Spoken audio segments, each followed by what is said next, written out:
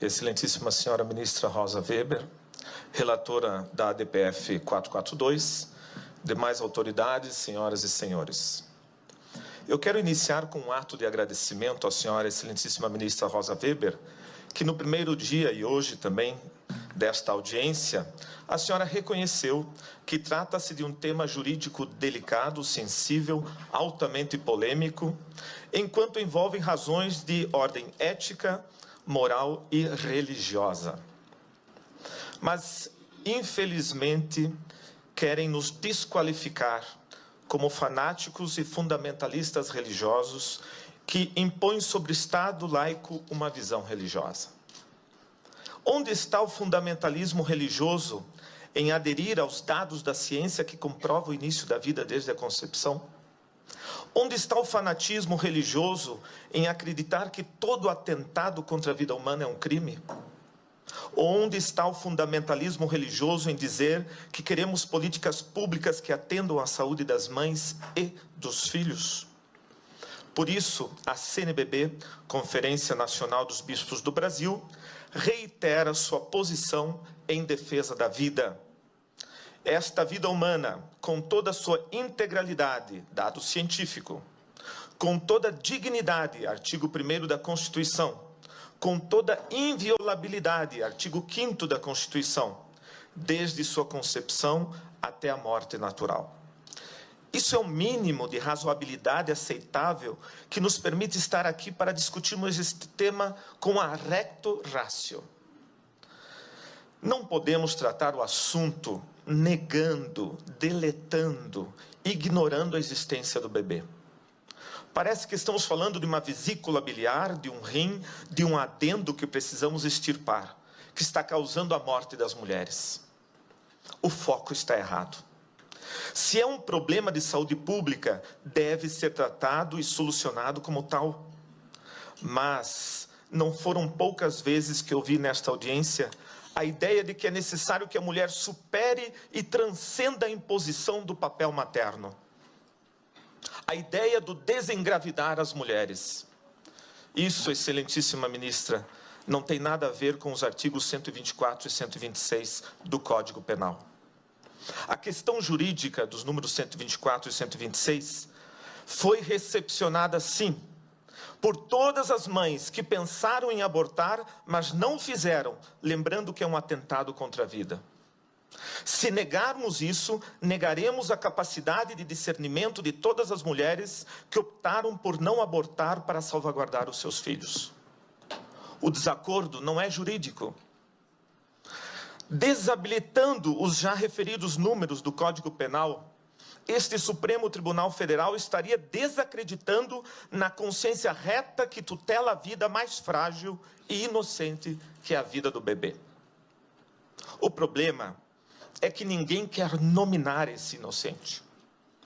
Ele está apagado, deletado dos nossos discursos para justificar esse intento em nome da autonomia e liberdade da mulher. Mas a criança em desenvolvimento, na 12ª semana, é uma pessoa, uma existência, um indivíduo real, único, irrepetível. E provavelmente, naquele momento, a mãe já escolheu o nome para o seu filho. Se é uma questão de saúde, e a palavra saúde vem de salus, do latim, significa salvar, a lei teria que proteger a mãe e o filho proporcionalmente. Como este Supremo Tribunal Federal vai explicar a permissão da pena capital a um ser humano inocente e indefeso para justificar a nossa incapacidade de políticas públicas de proteção à saúde reprodutiva da mulher? É assim que o Supremo Tribunal Federal vai garantir a inviolabilidade do direito à vida, dando uma arma chamada autonomia, para que homens e mulheres, no seu bel prazer, interrompam a vida das crianças até a 12ª semana, sem precisar dar nenhuma satisfação do seu intento predatório.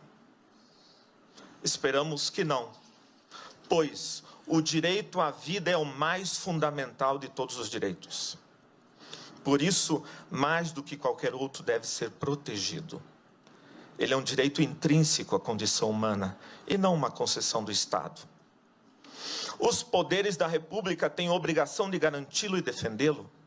E não compete a nenhuma autoridade pública reconhecer seletivamente o direito à vida, assegurando a alguns e negando a outros. Essa discriminação é iníqua e excludente. Então, poderíamos nos perguntar o que fazer? Urge combater as causas do aborto, através de implementação e aprimoramento de políticas públicas que atendam eficazmente as mulheres, nos campos da saúde, da segurança, da educação sexual e entre outros, especialmente nas localidades mais pobres do Brasil. Mas isso não é matéria para ser discutida nessa Suprema Corte, e sim no Legislativo.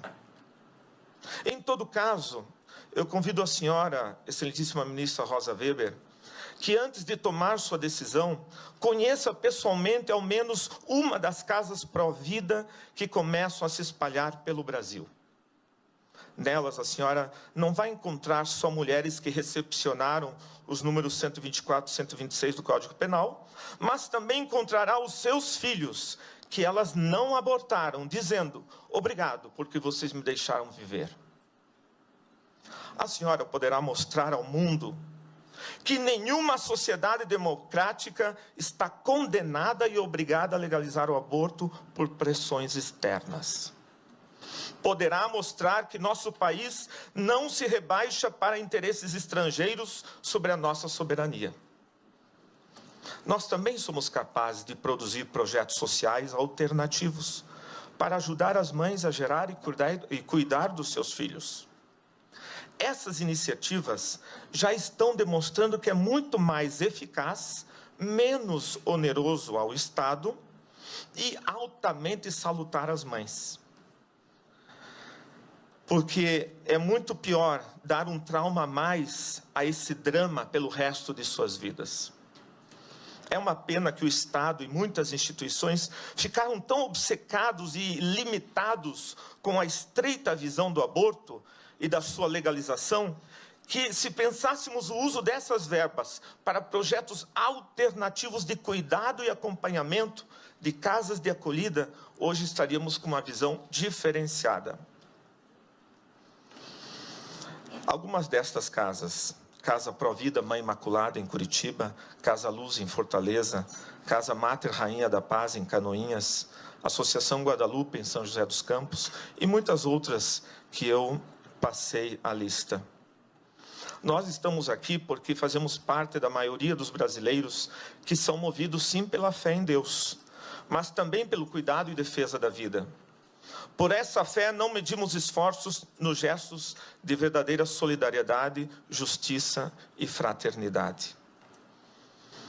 Pedimos como CNBB que essa Suprema Corte não permita a descriminalização do atentado contra a vida nascente. Em nome de muitas mulheres que infelizmente morreram por causa do aborto, aqui foram lembrados no último dia, são perdas irreparáveis. Mas nesse momento, a minha homenagem é para as crianças que morreram com suas mães e que não sabemos os seus nomes, mas com certeza suas mães já o sabiam. Essas crianças anônimas, que a sociedade não tem coragem de nominá-las e as esconde nos seus discursos e retóricas como se não existissem, elas existiram e existem.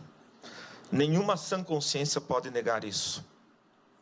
Excelentíssima ministra Rosa Weber, um dia o grito silencioso desses inocentes calará fundo, pois a nossa nação, pátria amada, mãe gentil, sentirá falta da alegria e do sorriso desses filhos que ela não deixou nascer.